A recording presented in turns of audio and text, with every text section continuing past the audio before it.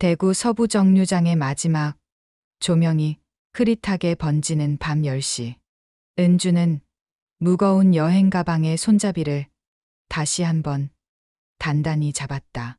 50줄에 접어든 그녀의 손등에는 세월의 흔적이 희미하게 드러났지만 여전히 가늘고 우아한 손가락들이 떨리고 있었다. 목포까지 가는 야간 고속버스를 기다리며 서 있는 그녀의 모습에는 묘한 긴장감이 배어 있었다. 어머니를 뵈러 가는 길이라고 스스로에게 되뇌었지만 사실 은주는 도망치고 싶었다. 남편을 잃은 지 벌써 3년. 그 이후로 매일이 똑같은 일상의 반복이었고 40대 후반의 그녀에게 남은 건 공허함뿐이었다. 서울 아파트의 적막함을 견디다 못해 무작정 고향행 버스표를 끊었던 것이다. 버스가 도착하자 승객들이 하나둘 탑승하기 시작했다. 은주도 줄을 서서 차례를 기다렸다. 그때였다. 무거운 캐리어를 끌고 가던 그녀가 작은 계단에 걸려 비틀거렸다.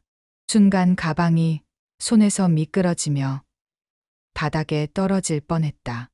은주는 작은 신음을 내뱉으며 허리를 구부렸다. 제가 도와드릴까요? 뒤에서 들려온 목소리는 놀랍도록 다정했다. 은주가 고개를 돌리자 60대 중반쯤 되어 보이는 남자가 서 있었다. 키는 그리 크지 않았지만 어깨가 넓고 단정한 인상의 그였다. 회색빛 머리카락이 깔끔하게 정리되어 있었고 눈가의 주름에서 세월이 쌓아 올린 온화함이 느껴졌다. 괜찮습니다. 혼자서도 은주가 사양하려 했지만 그는 이미 그녀의 가방을 들어 올리고 있었다. 그의 손길에는 힘이 있었지만 조심스러움도 함께 배어 있었다. 무엇보다 그 자연스러운 배려에서 진정성이 느껴졌다. 무거우시겠어요? 제가 버스까지 들어드리죠. 그의 제안을 거절할 수 없었다. 은주는 오랜만에 누군가의 배려를 받으며 심장이 미묘하게 뛰는 것을 느꼈다. 그것은 설렘이라기보다는 오래 잊고 있던 따스함에 대한 그리움 같은 것이었다. 버스에 올라 좌석을 찾아가는데 놀랍게도 그와 자리가 나란히였다. 27번과 28번. 창가 쪽이 은주의 자리였고 그는 복도 쪽에 앉았다. 가방을 선반에 올려주는 그의 뒷모습을 바라보며 은주는 자신도 모르게 그의 움직임을 유심히 지켜보고 있었다. 정갈한 체격, 차분한 손놀림, 그리고 은근한 신사적 매너. 이런 우연도 있군요. 자리에 앉으며 그가 미소를 지었다. 은주도 어색한 웃음을 지으며 고개를 끄덕였다. 버스 안은 점점 승객들로 채워졌고 곧 출발을 알리는 안내방송이 흘러나왔다. 엔진이 시동을 걸자 은은한 진동이 좌석을 통해 전해져 왔다. 대구의 불빛들이 창밖으로 흘러가기 시작했다. 은주는 창문에 기대어 바깥 풍경을 바라보려 했지만 자꾸만 옆자리의 남자에게 시선이 향했다. 그는 책을 읽고 있었다. 두꺼운 양장본이었는데 제목을 보니 한국 현대사에 관한 책이었다. 진지하게 있는 그의 옆모습에서 지적인 분위기가 물씬 풍겨났다. 버스가 시내를 빠져나와 고속도로에 진입하자 차창 밖은 어둠으로 물들기 시작했다. 은주는 가방에서 목베개를 꺼내려다가 지퍼가 잘 열리지 않아 씨름하고 있었다. 그 모습을 지켜보던 그가 조심스럽게 말을 걸었다. 불편하시면 제 것을 쓰세요. 저는 잠을 안 자는 편이라서요. 아니에요. 괜찮습니다. 고맙긴 하지만 지퍼는 여전히 꽉 막혀 있었다. 은주가 힘을 주며 당기자 갑자기 열리면서 가방 안의 물건들이 바닥으로 굴러떨어졌다. 휴지, 핸드크림, 작은 수첩, 그리고 남편의 사진이 든 지갑까지. 아, 은주가 당황하며 몸을 숙이려 하자 그가 먼저 움직였다. 조용히 물건들을 주워 모아서 그녀에게 건네주었다. 그 과정에서 자연스럽게 남편의 사진을 본 그는 잠시 멈칫했다. 죄송해요. 괜히 민망하게. 아니에요. 오히려 제가 도움이 못 되어서. 그의 목소리에는 위로의 뉘앙스가 담겨 있었다. 마치 그녀의 상황을 이해한다는 듯한. 은주는 지갑을 받아들며 그의 눈을 잠깐 마주쳤다. 그 눈빛에서 자신과 비슷한 외로움을 읽을 수 있었다. 잠시 정적이 흐른 후 그가 입을 열었다. 고향에 가시나 봐요? 네. 어머니를 뵈러 가는 길이에요. 오랜만에.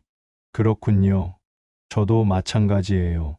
혼자 계신 어머니를 뵈러. 짧은 대화였지만 그 속에서 두 사람은 묘한 동질감을 느꼈다. 중년의 자식이 늙은 부모를 찾아가는 길.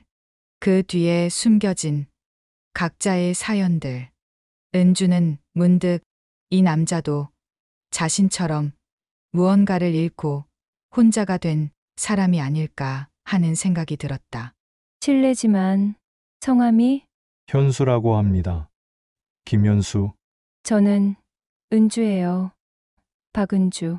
이름을 교환하는 순간 공기 중에 미묘한 변화가 일었다. 이제 그들은 더 이상 낯선 승객이 아니었다. 같은 목적지를 향해 가는 사람의 인연이 시작된 것이다. 은주는 오랜만에 느끼는 떨림을 가슴 깊숙이 묻어두며 창밖으로 흘러가는 어둠 속으로 시선을 돌렸다. 버스가 고속도로를 달리기 시작한 지 30분이 흘렀다. 대구 시내의 마지막 불빛들이 사라지고 이제 창밖에는 끝없이 펼쳐진 어둠과 가로등의 규칙적인 불빛만이 지나갔다. 은주는 여전히 창가에 몸을 기댄 채 바깥을 바라보고 있었지만 사실 그녀의 의식은 온통 옆자리의 현수에게 향해 있었다. 현수는 여전히 책을 읽고 있었다. 가끔 페이지를 넘기는 소리가 들렸고 그때마다 은주는 자신도 모르게 그쪽을 힐끗 쳐다보곤 했다. 그의 독서하는 모습에는 진중함이 배어 있었다. 안경을 살짝 내려 쓴 채 집중하는 그의 옆모습이 묘하게 매력적으로 느껴졌다. 승객들 대부분이 잠에 빠져들기 시작했다. 좌석을 뒤로 젖히고 목베개를 베고 누운 사람들, 담요를 목까지 끌어올린 사람들. 버스 안은 점점 조용해져 갔고 에어컨의 은은한 소음과 엔진음만이 규칙적으로 들려왔다. 이런 고요한 분위기 속에서 두 사람의 존재감은 더욱 두드러졌다. 은주는 핸드백에서 물병을 꺼내 한 모금 마셨다. 목이 마른 것도 있었지만 왠지 긴장되어서이기도 했다. 오랜만에 이렇게 낯선 남자와 가까이 앉아 있다는 사실이 그녀를 어색하게 만들었다. 남편이 세상을 떠난 후 그녀는 거의 집에만 틀어박혀 지냈다. 직장 동료들과의 만남도 점점 줄어들었고 친구들의 연락도 어느새 뜸해졌다. 그때 현수가 책을 덮으며 작은 한숨을 내쉬었다.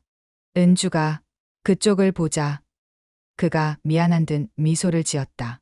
죄송해요. 혹시 불편하셨나요? 책 넘기는 소리가. 아니에요.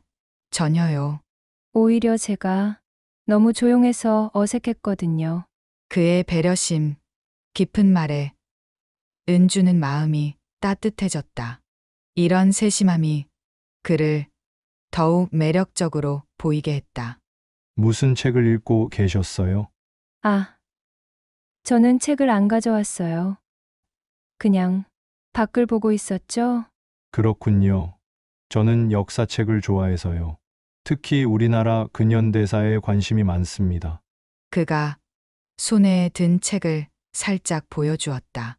한국 전쟁과 분단의 역사라는 제목이 보였다. 은주는 그런 무거운 주제의 책을 읽는 그의 지적인 면에 감탄했다. 어려운 책을 읽으시네요. 저는 요즘엔 책 읽기가 힘들어서. 나이가 들수록 과거에 대해 더 많이 생각하게 되는 것 같아요. 우리가 살아온 시대가 어떤 의미였는지 그런 것들 말이에요. 그의 말에서 깊은 사색이 느껴졌다. 은주는 그가 단순히 지식을 쌓기 위해 책을 읽는 것이 아니라 삶에 대한 진지한 고민을 하고 있다는 것을 알 수 있었다. 맞는 말씀이에요. 저도 요즘 그런 생각을 많이 해요.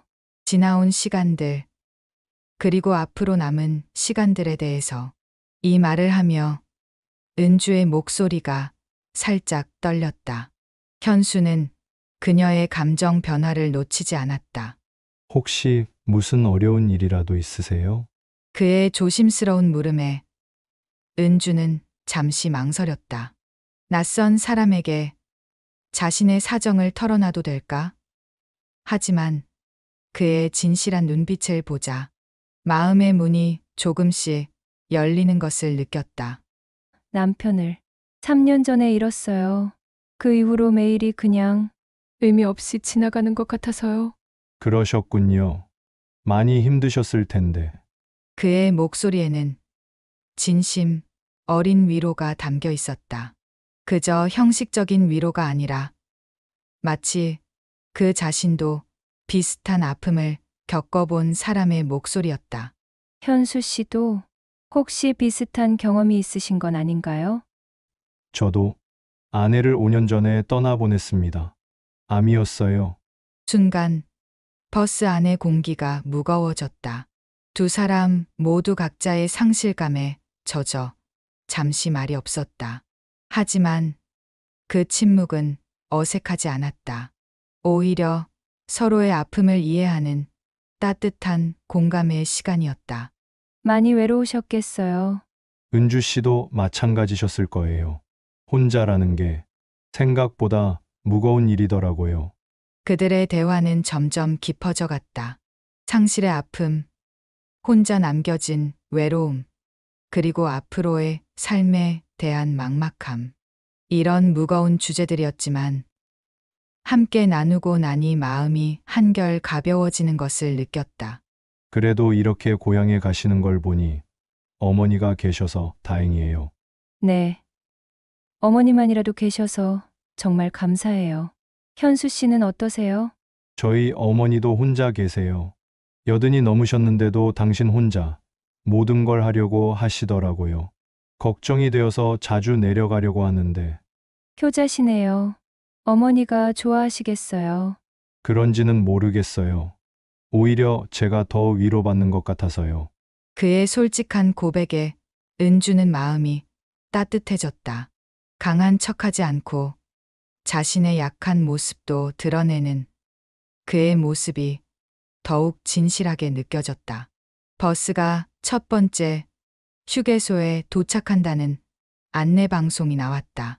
거의 2시간을 달린 셈이었다. 승객들이 하나둘 깨어나기 시작했고 좌석을 원래대로 돌리는 소리가 여기저기서 들렸다. 잠깐 내려서 바람 쐬고 오시겠어요? 다리도 좀 펴고요.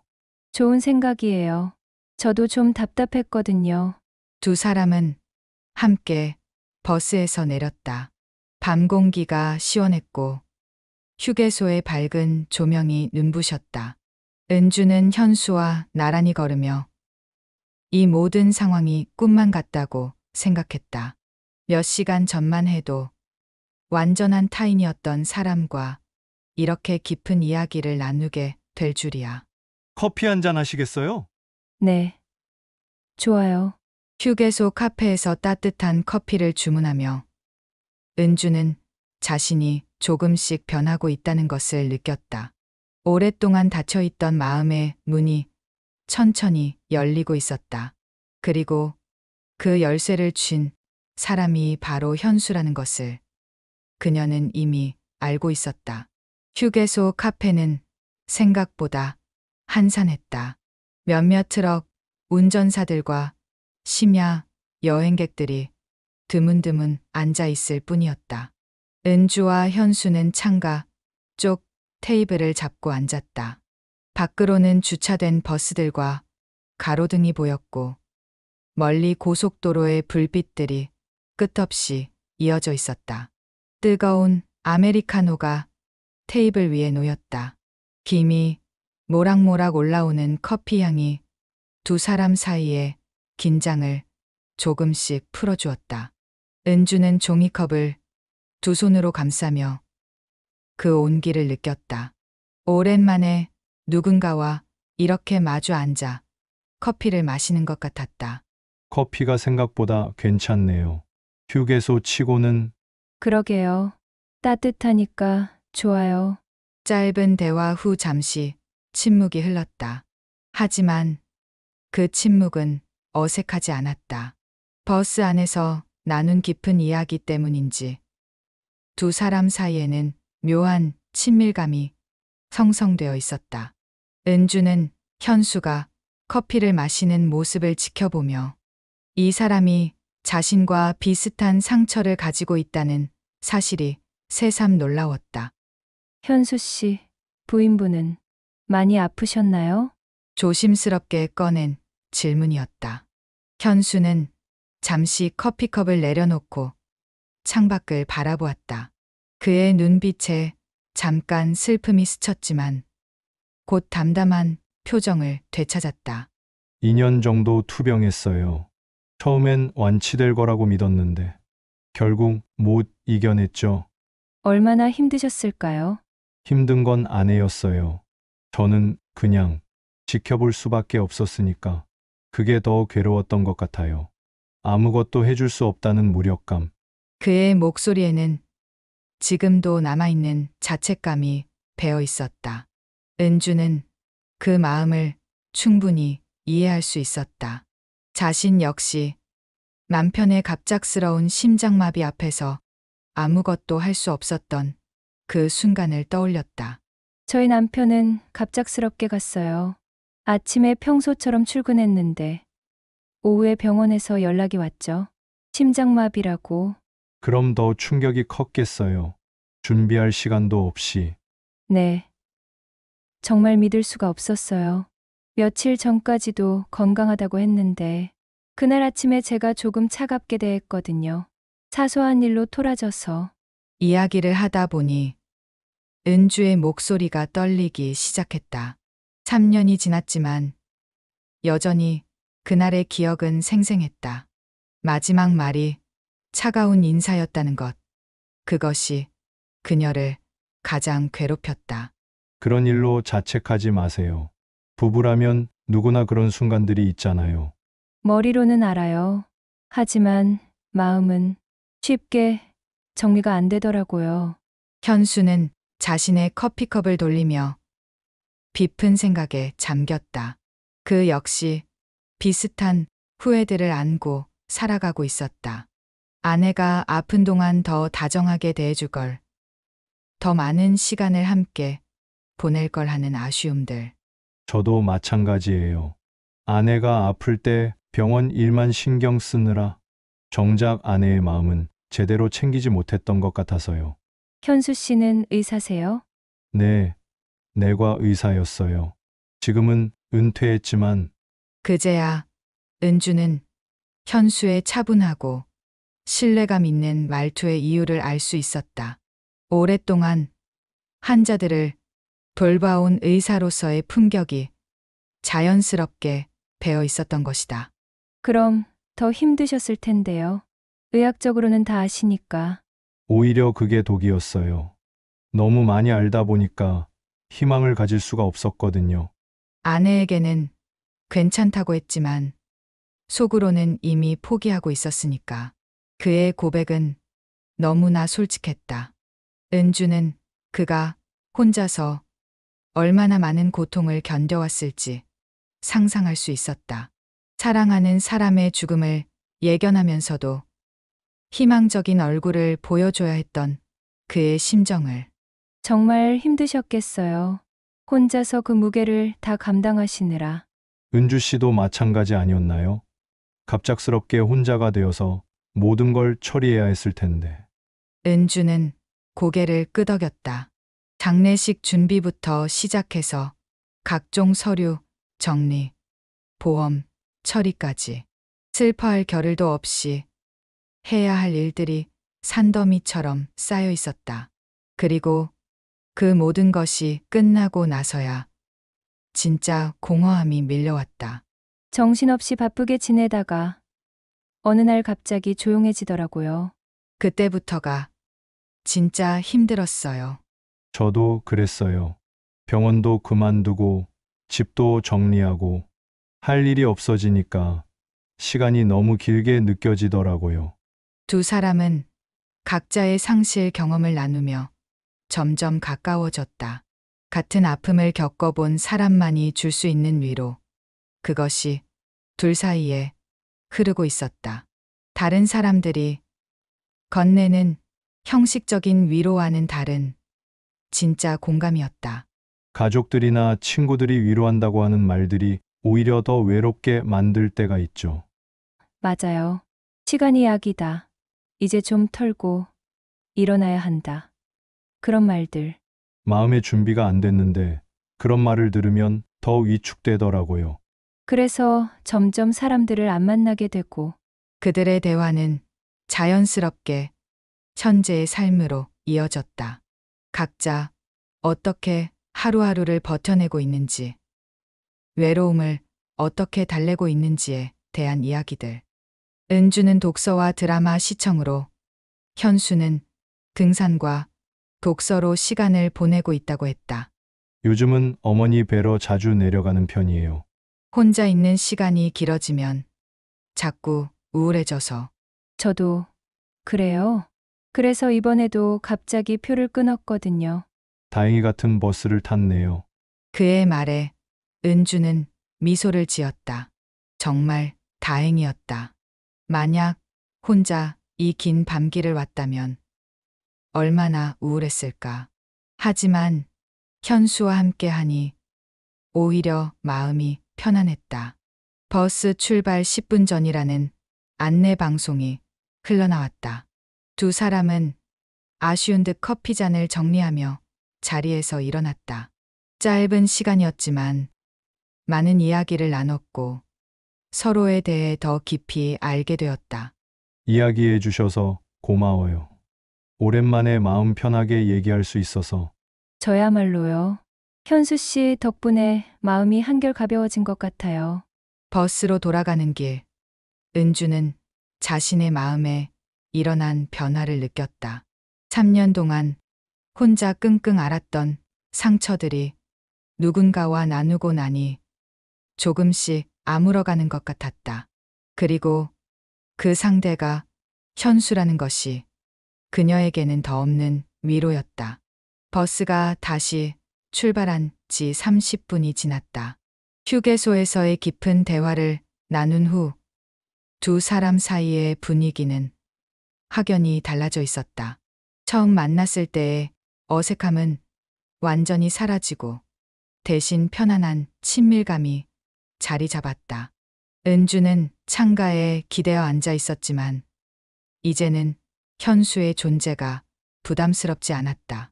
오히려 그가 옆에 있다는 사실이 든든하게 느껴졌다. 밤이 깊어가면서 버스 안의 분위기도 점점 고요해졌다. 대부분의 승객들이 잠에 빠져들었고 여기저기서 들리던 작은 대화 소리들도 하나둘 사라졌다. 운전기사는 차 내 조명을 한 단계 더 어둡게 조절했다. 이제 버스 안은 통로의 비상등과 몇 개의 개인 독서등만이 희미하게 켜져 있을 뿐이었다. 현수는 책을 다시 꺼내 들었지만 어두워진 조명 때문에 읽기가 쉽지 않았다. 그는 작은 독서등을 켤까 망설이다가 혹시 은주에게 방해가 될까봐 그냥 책을 덮었다. 대신 그는 창밖 풍경을 바라보기 시작했다. 많이 어두워졌네요. 네. 이제 정말 밤이구나 싶어요. 그들의 목소리도 자연스럽게 작아졌다. 주변 승객들을 깨우지 않으려는 배려였지만 동시에 이 어두운 공간이 만들어내는 은밀한 분위기 때문이기도 했다. 은주는 현수와 이렇게 속삭이듯 대화를 나누는 것이 마치 비밀을 공유하는 것 같아서 묘한 설렘을 느꼈다. 고속도로 바깥으로는 끝없는 어둠이 펼쳐져 있었다. 가끔 지나가는 마을의 불빛이나 다른 차량의 헤드라이트가 창문을 스쳐 지나갔지만 대부분은 깊은 밤의 정적 속에 잠겨 있었다. 이런 풍경을 보고 있으니 세상에 오직 이 버스와 그 안의 사람들만 존재하는 것 같은 기분이 들었다. 은주는 가방에서 작은 담요를 꺼냈다. 에어컨 바람이 조금 차갑게 느껴지기 시작했기 때문이다. 하지만 담요를 펼치려다 보니 생각보다 작았다.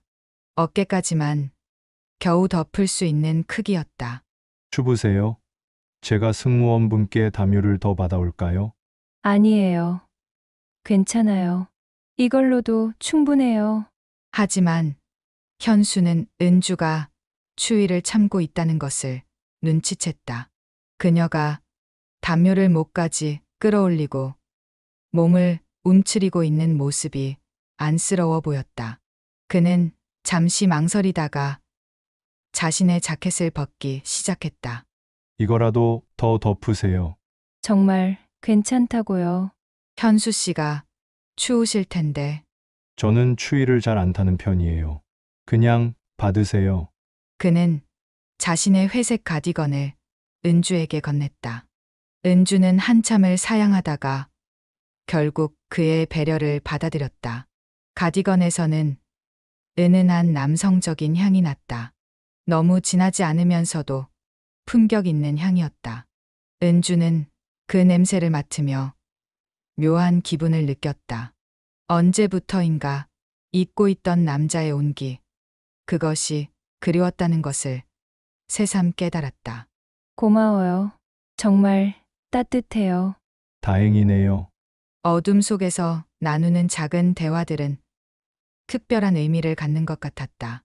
낮에 밝은 곳에서 나누는 대화와는 다른 더 친밀하고 솔직한 느낌이었다.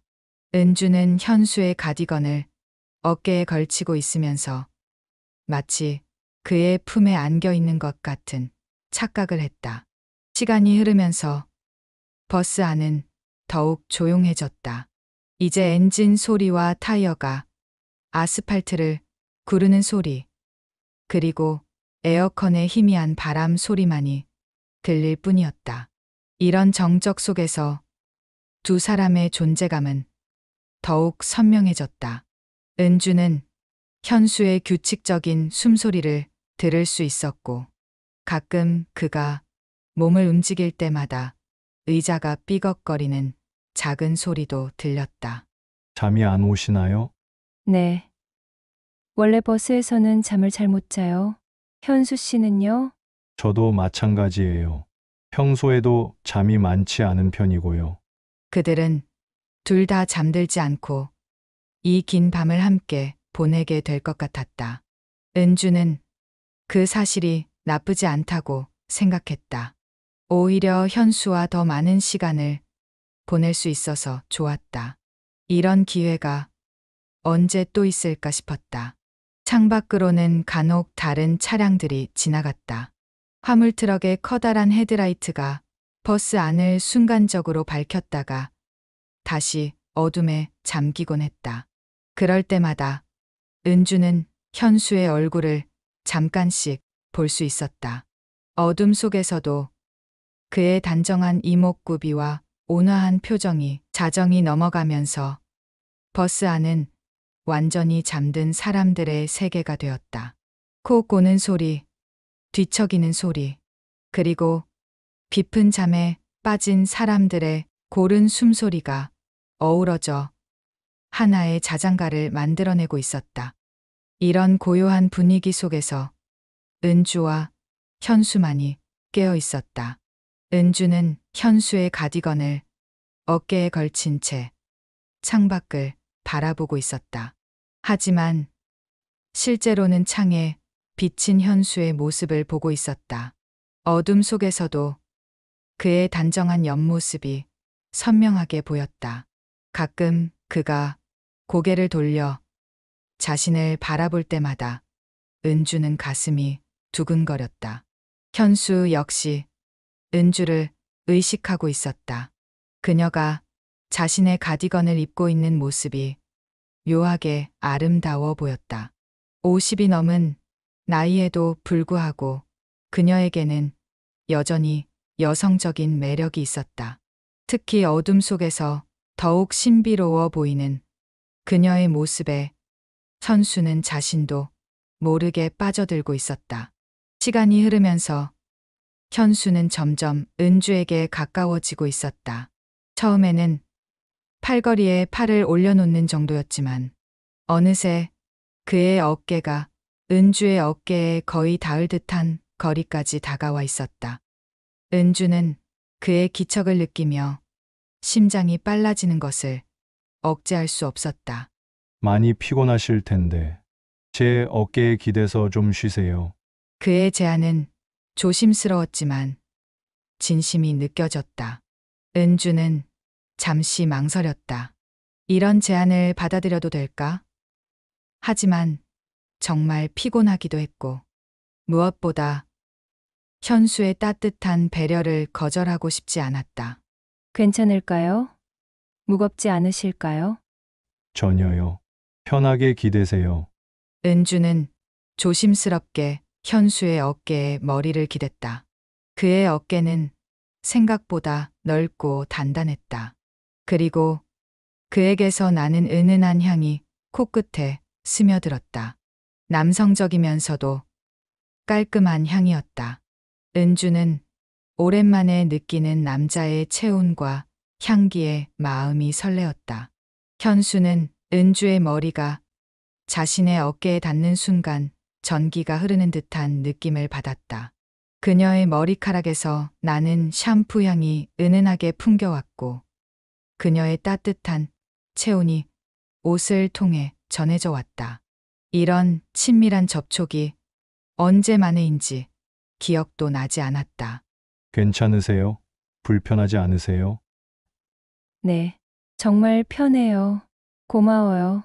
은주의 목소리는 졸음에 취한 듯 나른했다.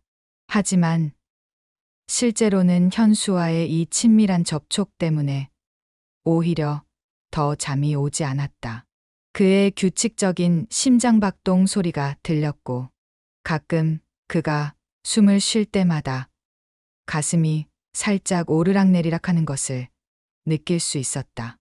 버스가 커브를 돌 때마다 은주의 몸이 자연스럽게 현수 쪽으로 기울었다. 그럴 때마다 두 사람의 접촉은 더욱 밀접해졌다.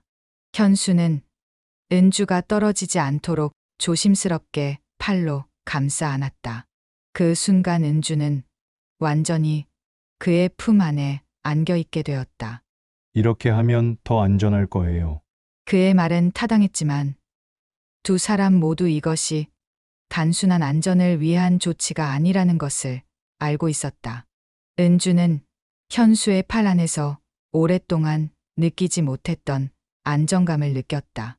마치 세상의 모든 걱정과 외로움에서 보호받고 있는 것 같았다.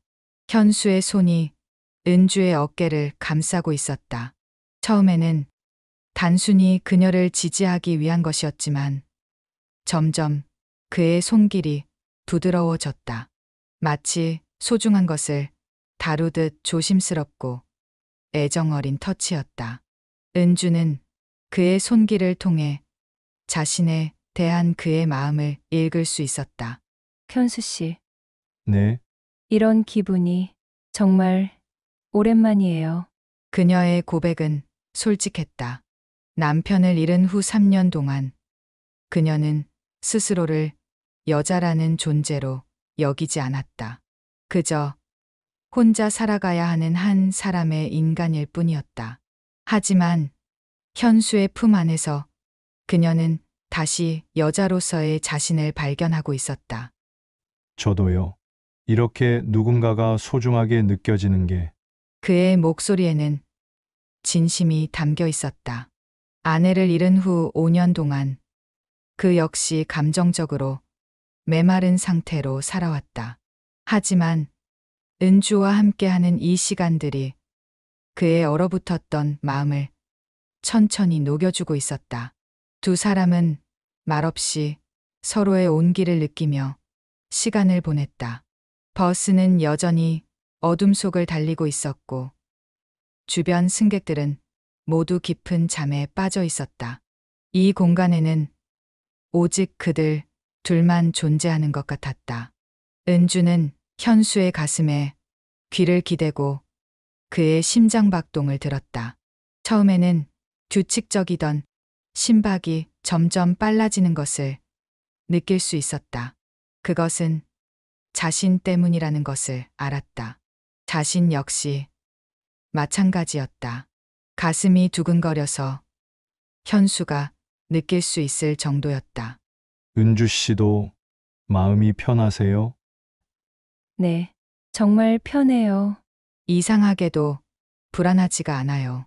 평소 낯선 상황에서는 항상 긴장하던 은주였지만 현수와 함께 있을 때는 전혀 그렇지 않았다. 오히려 집에 있을 때보다도 더 안전하고 편안한 느낌이었다. 이것이 사랑의 시작인지 아니면 단순한 위로인지는 알 수 없었지만 분명한 것은 그녀가 현수를 필요로 하고 있다는 것이었다. 현수의 손이 은주의 머리카락을 부드럽게 쓰다듬었다. 그 터치는 너무나 자연스럽고 따뜻했다. 은주는 눈을 감고 그의 손길을 만끽했다. 오랫동안 터치에 굶주려 있던 그녀에게 이런 애정 표현은 가뭄의 단비 같았다. 잠이 오시면 편하게 주무세요. 제가 계속 이렇게 있을게요. 고마워요. 정말 고마워요. 은주는 현수의 품 안에서 처음으로 진정한 평화를 느꼈다. 3년 동안 지고 다녔던 외로움과 상처가 그의 따뜻함 앞에서 조금씩 녹아내리고 있었다. 이 순간이 영원히 계속되었으면 좋겠다는 생각이 들었다. 목포까지는 아직 몇 시간이 더 남아 있었지만 그 시간조차 부족하게 느껴졌다. 새벽 2시가 넘어가자 버스 안의 온도가 더욱 떨어졌다. 에어컨이 계속 가동되고 있었고 밤 공기의 차가움도 더해져서 승객들은 모두 담요나 옷을 더 끌어당기고 있었다. 은주 역시 현수의 가디건을 더 꽉 끌어안으며 추위를 막으려 했지만 여전히 차가운 기운이 스며들었다. 현수는 은주가 몸을 움츠리는 것을 느꼈다. 그녀가 자신의 품에 기대어 있지만 여전히 추위에 떨고 있다는 것을 알 수 있었다. 그는 잠시 망설이다가 머리 위 선반에서 자신의 여행용 담요를 꺼냈다. 넉넉한 크기의 부드러운 담요였다. 이 담요를 같이 덮어요. 그래야 따뜻할 거예요. 괜찮을까요? 너무 좁지 않을까요? 아니에요. 충분히 큰 담요예요. 현수는 담요를 펼쳐서 두 사람을 모두 덮었다.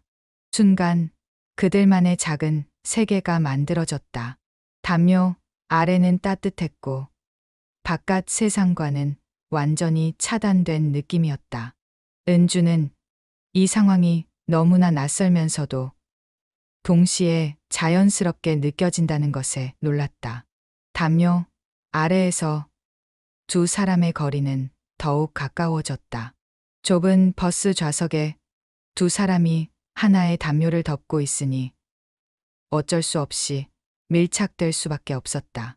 은주의 다리가 현수의 다리에 살짝 닿았고 그들의 팔과 어깨는 완전히 붙어 있었다. 이제 좀 따뜻해지셨나요? 네, 정말 따뜻해요. 하지만 은주가 느끼는 따뜻함은 단순히 담요 때문만은 아니었다. 현수와의 이런 친밀한 접촉, 그의 체온이 직접 전해지는 느낌, 그리고 그가 자신을 보살펴주고 있다는 안정감이 모두 합쳐져서 마음까지 따뜻해지는 것 같았다. 담요 아래의 공간은 완전히 그들만의 세계였다. 바깥에서는 볼 수 없는 은밀한 공간이었고 그 안에서 두 사람은 더욱 솔직해질 수 있었다. 현수의 손이 담요 아래에서 은주의 손을 찾았다. 그녀의 손은 차가웠지만 부드러웠다. 손이 차갑네요. 현수는 은주의 손을 자신의 두 손으로 감싸며 비볐다.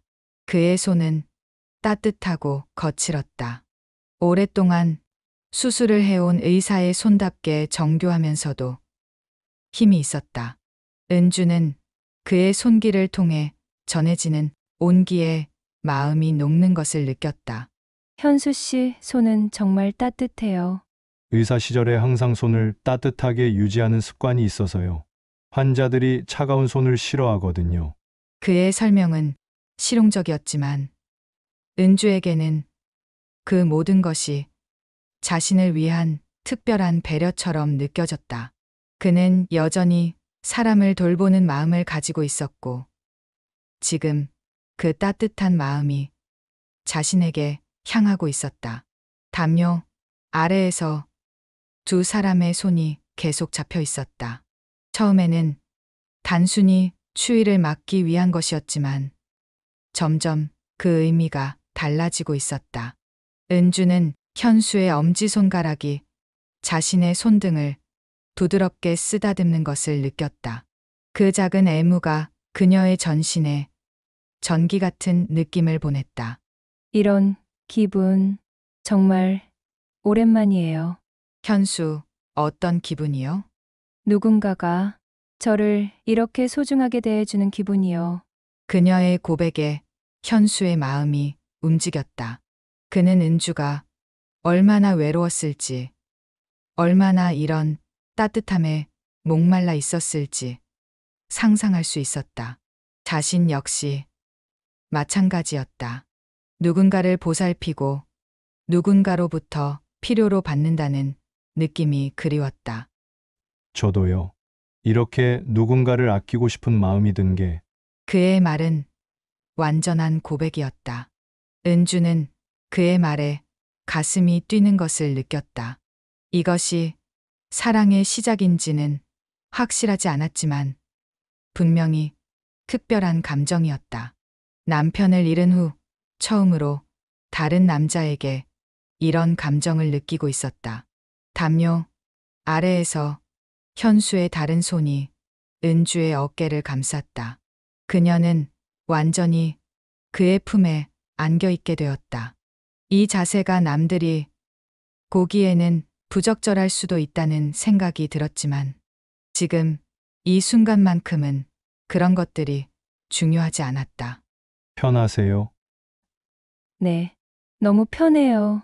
마치 꿈 같아요. 정말 꿈 같았다. 몇 시간 전만 해도 완전한 타인이었던 사람과 이렇게 친밀하게 지낼 수 있다는 것이 믿어지지 않았다. 하지만 동시에 이 모든 것이 너무나 자연스럽게 느껴졌다. 마치 오래전부터 이렇게 지내왔던 것처럼. 버스가 또 다른 커브를 돌면서 은주의 몸이 현수 쪽으로 더 기울어졌다. 이제 그녀는 거의 그의 가슴에 얼굴을 묻고 있는 상태였다.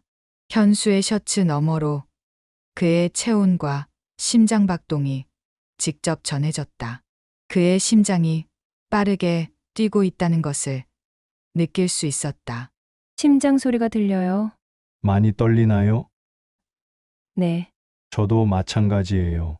두 사람 모두 이 상황에 떨리고 있었다.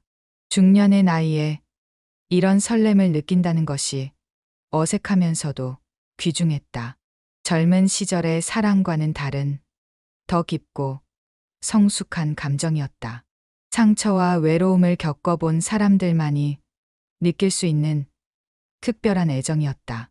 담요 아래에서 현수의 손이 은주의 등을 부드럽게 쓰다듬었다. 그 손길은 성적인 의도보다는 위로와 애정의 표현이었다. 은주는 그의 손길을 통해 자신이 얼마나 사랑받고 있는지를 느꼈다. 3년 동안 잊고 있던 이런 감정들이 하나씩 되살아나고 있었다. 은주 씨, 네. 이 시간이 너무 소중해요. 저도요. 정말 소중해요. 담요 아래의 그들만의 세계에서 시간은 천천히 흘러갔다. 바깥 세상의 모든 것들이 멈춘 것 같았고, 오직 그들 둘만이 존재하는 것 같았다. 은주는 이 순간이 영원히 계속되었으면 좋겠다고 생각했다. 현수의 품 안에서 그녀는 완전한 평화와 행복을 느끼고 있었다. 새벽 3시를 넘어가면서 버스 안은 완전한 정적에 잠겼다. 모든 승객들이 깊은 잠에 빠져 있었고, 운전기사도 고속도로를 자동 운전하듯 조용히 달리고 있었다. 이런 고요한 분위기 속에서 담요를 덮고 있는 은주와 현수만이 깨어 있었다. 그들의 세계는 점점 더 은밀하고 특별해지고 있었다. 현수의 품에 완전히 안겨 있던 은주는 그의 규칙적인 숨소리를 들으며 마음의 평화를 느꼈다. 하지만 동시에 그녀의 마음 한편에는 오래 잊고 있던 감정들이 하나씩 깨어나고 있었다. 여자로서의 자신, 사랑받고 싶은 욕구, 그리고 누군가를 사랑하고 싶은 마음들이 조용히 고개를 들고 있었다. 현수 역시 비슷한 감정의 변화를 겪고 있었다. 은주의 부드러운 머리카락이 자신의 목에 닿는 느낌. 그녀의 따뜻한 숨결이 셔츠 너머로 전해지는 느낌이 그를 깨어나게 했다. 5년 동안 잠들어 있던 남자로서의 본능들이 천천히 되살아나고 있었다. 춥진 않으세요? 그의 목소리는 평소보다 훨씬 낮고 부드러웠다. 주변을 깨우지 않기 위한 배려였지만 동시에 이 친밀한 순간의 분위기를 깨뜨리고 싶지 않아서이기도 했다. 그의 속삭임이 은주의 귀를 스쳤을 때 그녀는 작은 전율을 느꼈다. 아니에요. 오히려 너무 따뜻해요. 그녀의 대답 역시 속삭임에 가까웠다. 그 작은 목소리에는 여러 가지 의미가 담겨 있었다. 단순히 체온 때문만이 아니라 현수와의 이 친밀한 접촉이 그녀의 마음을 따뜻하게 만들고 있다는 뜻이었다. 현수는 은주의 어깨를 감싸고 있던 손을 조금씩 움직여 그녀의 등을 부드럽게 쓰다듬기 시작했다. 그 손길은 너무나 자연스럽고 애정어렸다. 마치 오래전부터 이렇게 해왔던 것처럼 익숙했다. 은주는 그의 손길에 몸을 맡기며 깊은 안도감을 느꼈다. 이렇게 누군가와 가까이 있는 게 정말 오랜만이에요. 그의 고백은 진솔했다. 아내를 잃은 후 그는 의도적으로 다른 여자들과의 만남을 피해왔다. 아직 마음의 준비가 되지 않았다고 생각했기 때문이다. 하지만 은주와 함께 있으면서 그런 방어막들이 자연스럽게 무너지고 있었다. 저도요. 이런 기분을 다시 느낄 수 있을 줄 몰랐어요. 은주 역시 마찬가지였다. 남편의 죽음 이후 그녀는 자신이 다시는 누군가를 사랑할 수 없을 거라고 생각했다. 그 정도로 상처가 깊었고 외로움에 익숙해져 있었다. 하지만 현수의 따뜻함 앞에서 그녀의 마음은 조금씩 열리고 있었다. 담요 아래에서 현수의 손이 은주의 손을 다시 찾았다. 이번에는 단순히 잡는 것이 아니라 손가락과 손가락을 깍지 끼듯 얽었다. 그 순간 두 사람 사이에는 말로 표현할 수 없는 친밀감이 흘렀다.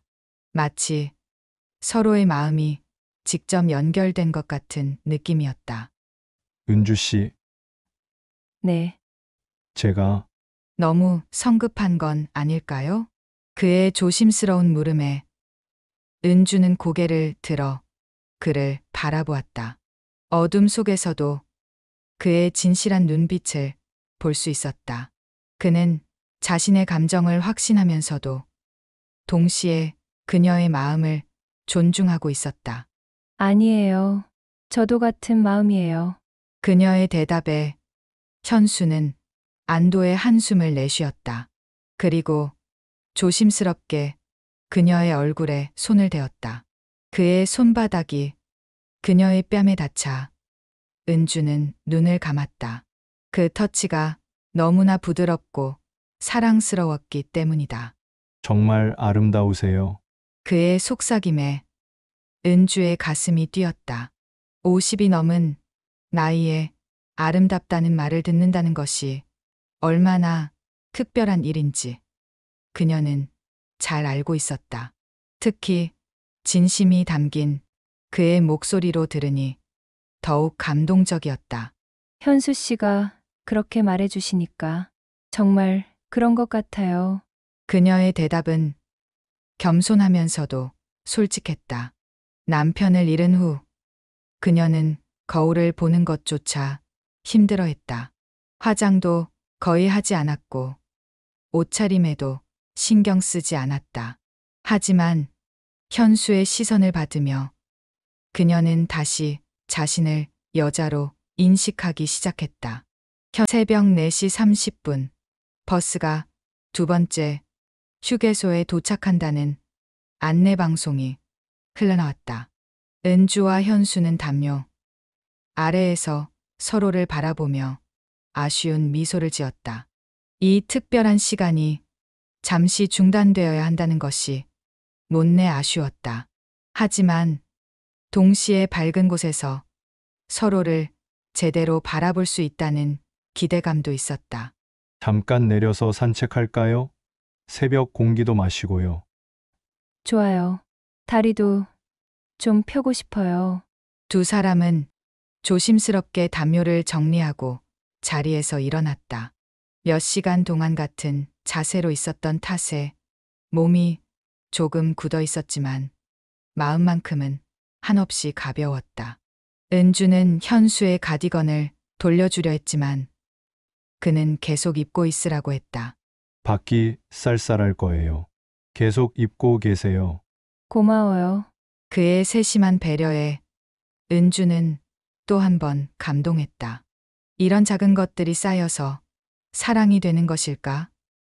그녀는 그의 가디건을 더 꽉 껴안으며 그 안에 밴 그의 향기를 맡았다. 휴게소에 내린 승객들은 많지 않았다. 대부분이 깊은 잠에 빠져 있었고 화장실을 이용하거나 음료수를 사러 나온 몇몇 사람들만이 휴게소를 돌아다니고 있었다. 새벽의 휴게소는 낮과는 완전히 다른 분위기였다. 더 조용하고 평화로웠다. 커피 한 잔 하실까요?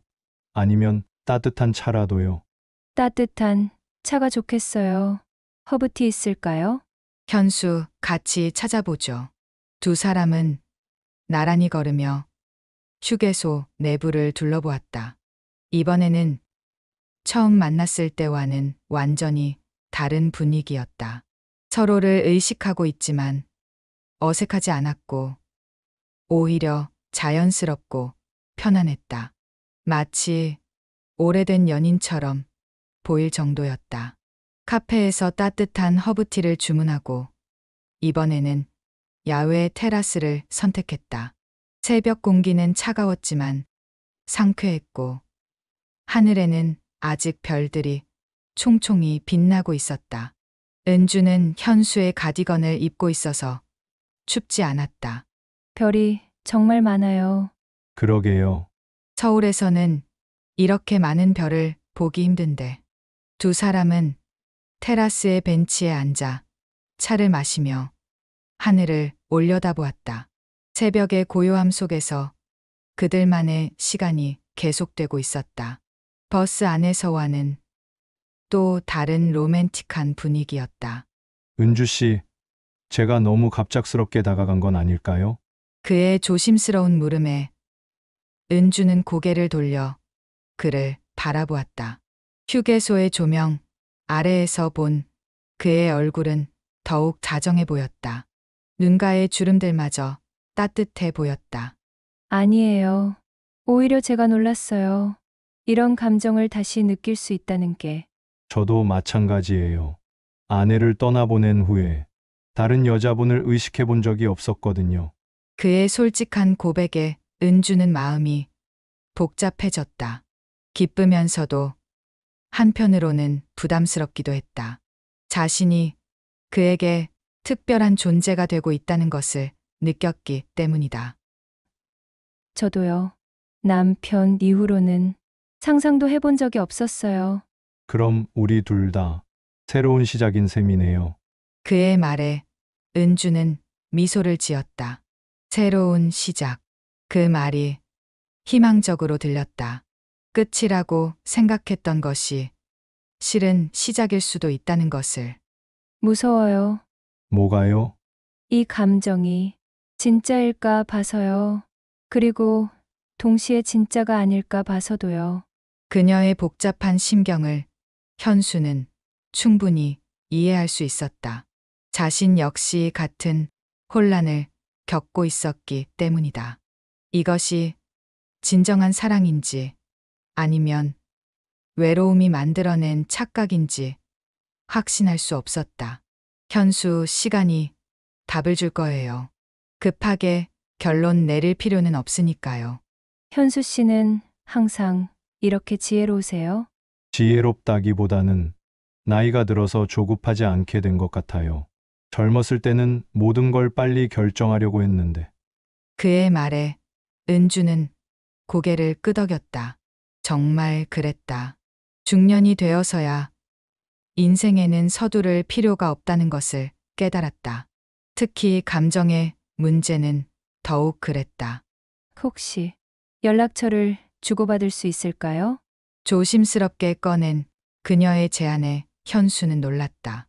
자신이 먼저 말하려고 했던 것을 그녀가 먼저 꺼낸 것이다.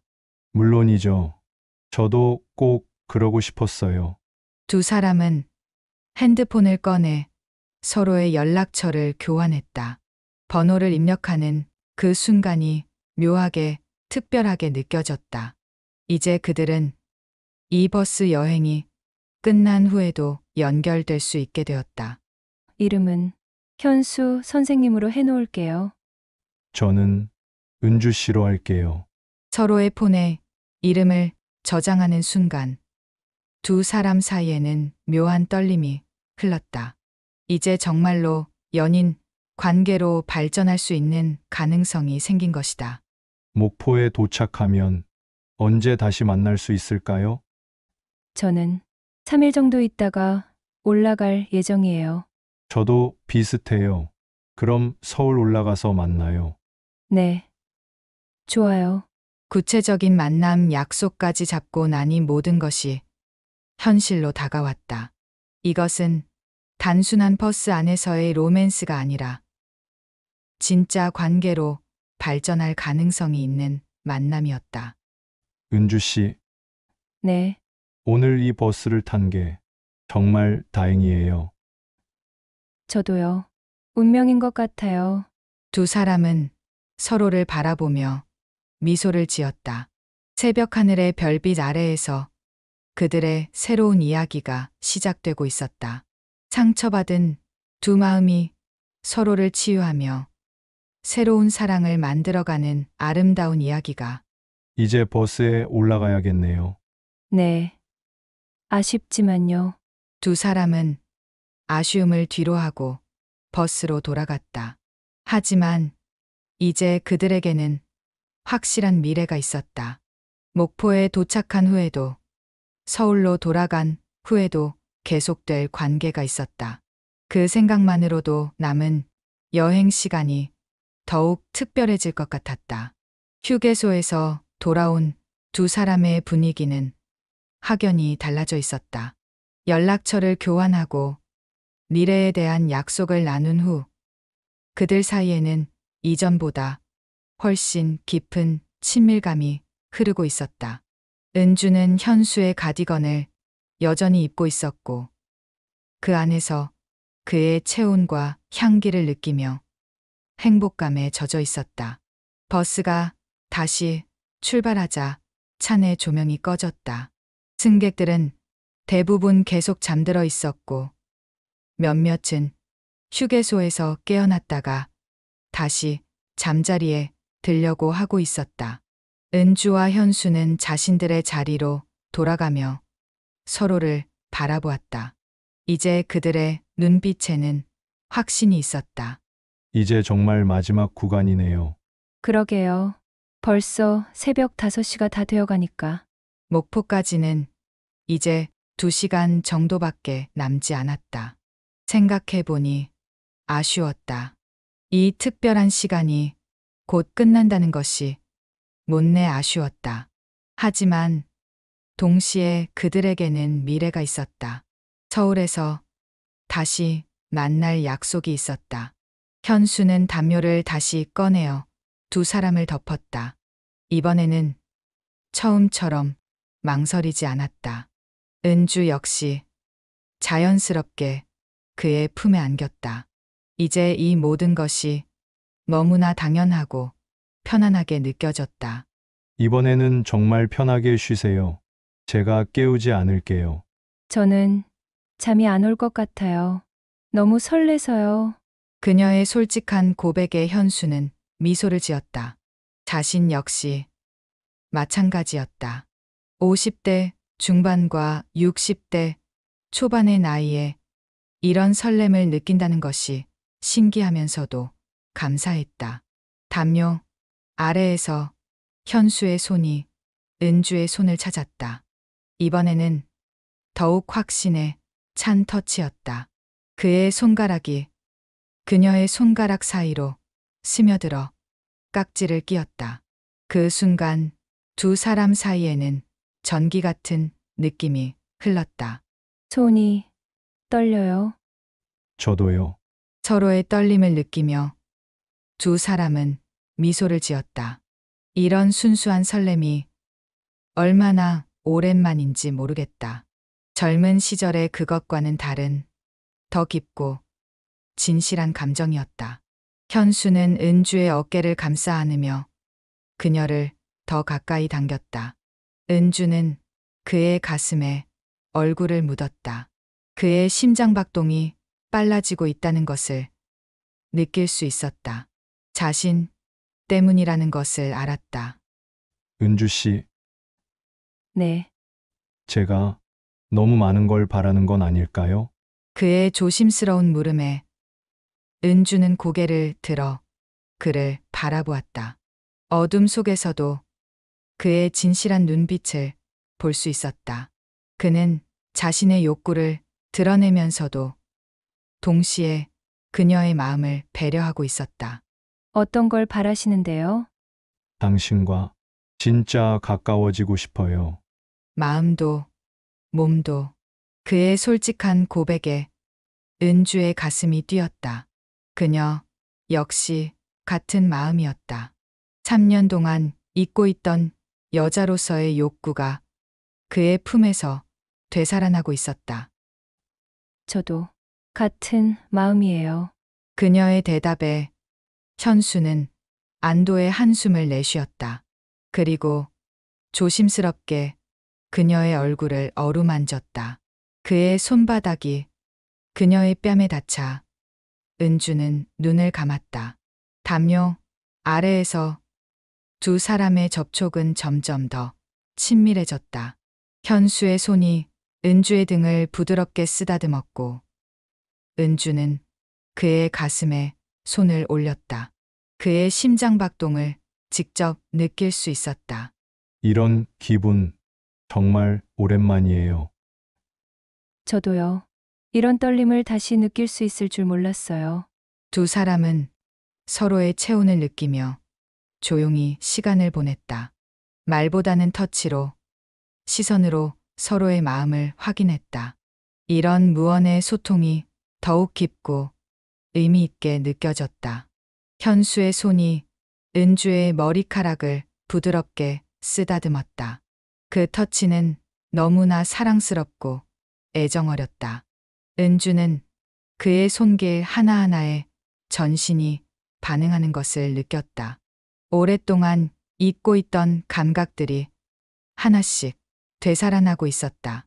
현수 씨가 아니었다면 저는 계속 혼자였을 거예요. 저도요. 당신을 만나지 못했다면 계속 과거에만 살았을 거예요. 그들의 고백은 진심이었다. 서로가 서로에게 새로운 삶을 선물해주고 있었다. 상처받은 마음을 치유해주고 새로운 희망을 심어주고 있었다. 담요 아래에서 은주는 현수의 손을 자신의 뺨에 가져다 댔다. 그리고 눈을 감고 그의 체온을 느꼈다. 이런 친밀함이 얼마나 그리웠는지 새삼 깨달았다. 서울에 올라가면 자주 만날 수 있을까요? 저는 매일이라도 만나고 싶어요. 그녀의 솔직한 대답에 현수는 감동했다. 그 역시 같은 마음이었다. 이제 하루라도 그녀 없이 지내는 것이 상상되지 않았다. 그럼 정말 매일 만나요. 저는 시간이 많으니까. 저도 특별히 할 일이 없어요. 현수 씨와 함께하는 시간이 제일 소중해요. 두 사람은 서로를 바라보며 미소를 지었다. 이제 그들에게는 확실한 미래가 있었다. 함께 보낼 시간들, 서로를 더 깊이 알아갈 기회들이 기다리고 있었다. 버스는 여전히 어둠 속을 달리고 있었다. 하지만 동쪽 하늘에는 새벽의 기운이 서서히 밝아오고 있었다. 새로운 하루가, 새로운 삶이 시작되고 있었다. 은주와 현수에게는 이 모든 것이 상징적으로 느껴졌다. 이 시간이 영원했으면 좋겠어요. 우리에게는 앞으로 더 많은 시간이 있을 거예요. 그의 말에 은주는 고개를 끄덕였다. 정말 그럴 것이다. 이 버스 여행은 끝이 아니라 시작이었다. 그들의 새로운 사랑의 시작이었다. 담요 아래에서 두 사람은 서로를 꽉 안고 있었다. 목포 도착까지 이제 1시간도 채 남지 않았지만 그들에게는 시간이 중요하지 않았다. 중요한 건 서로를 찾았다는 것, 그리고 앞으로 함께 할 수 있다는 것이었다. 새벽 6시 30분, 동쪽 하늘이 붉게 물들기 시작했다. 버스 창문으로 스며드는 새벽빛이 은주와 현수의 얼굴을 부드럽게 비췄다. 밤새 어둠 속에서만 서로를 보던 두 사람이 이제 환한 빛 아래에서 마주하고 있었다. 그들의 얼굴에는 하룻밤 사이에 일어난 변화가 고스란히 드러나 있었다. 정말 아름다우세요. 새벽빛 아래에서 본 은주는 더욱 아름다워 보였다. 밤새 그와 함께 보낸 시간들이 그녀에게 새로운 빛을 선사한 것 같았다. 그녀의 눈에는 생기가 돌아와 있었고 입가에는 행복한 미소가 번지고 있었다. 저도 현수 씨를 이렇게 환한 빛에서 보니까 더 좋아요. 그의 인상은 밤에 본 것보다 더욱 온화하고 신뢰감이 있어 보였다. 회색빛 머리카락도 새벽빛을 받아 은은하게 빛나고 있었다. 50대 중반의 그녀가 봐도 매력적인 남자였다. 목포터미널 도착 안내방송 승객 여러분. 잠시 후 목포종합버스터미널에 도착합니다. 하차 준비해 주시기 바랍니다. 안내방송이 흘러나오자 두 사람의 표정에 아쉬움이 스쳤다. 이 특별한 여행이 끝나간다는 것이 믿어지지 않았다. 7시간이라는 시간이 이렇게 짧게 느껴진 적이 없었다. 벌써 도착이네요. 정말 빨랐어요. 꿈만 같았어요. 두 사람은 서로의 짐을 정리하기 시작했다. 은주는 현수의 가디건을 벗어서 그에게 돌려주려 했지만 그는 고개를 저었다. 그냥 가지고 계세요. 저에게는 기념품 같은 거니까요. 그럼 저도 현수 씨께 뭔가 드려야 하는데. 은주는 자신의 가방을 뒤져서 작은 손수건을 꺼냈다. 예쁜 자수가 놓인 하얀 손수건이었다.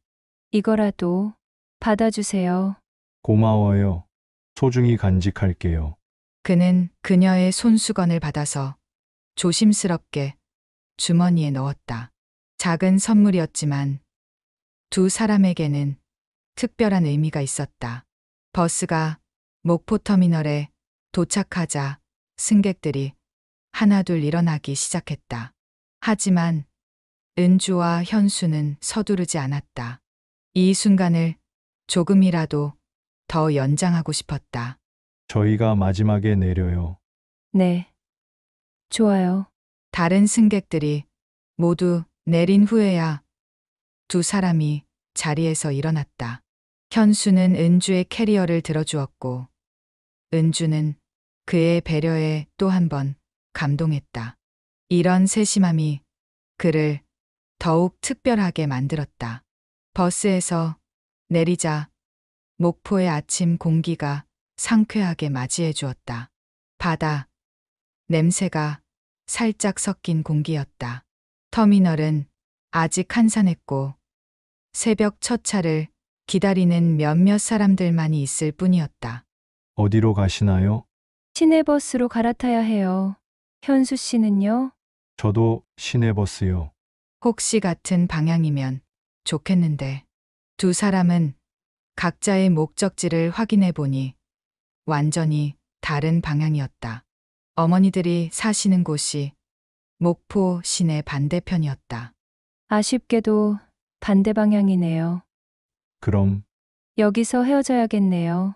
둘 다 아쉬워했지만 어쩔 수 없었다.